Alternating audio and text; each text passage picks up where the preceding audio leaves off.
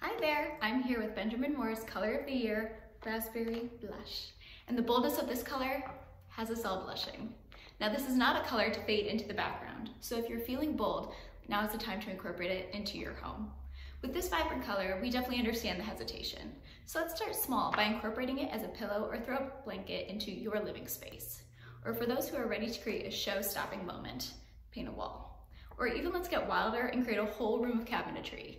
While this might sound crazy, Trademark Interiors recently completed the most vivacious laundry room with raspberry blush inspired cabinets that would never make you dread doing laundry ever again. Paired with a crisp white countertop, black and white geometric tile backsplash, this laundry room had us, the homeowners, and the contractor giddy with excitement. So to learn more about Raspberry Blush, check out benjaminmoore.com and stay tuned later this year for the reveal of Trademark Interiors' Raspberry Blush inspired laundry room. See ya!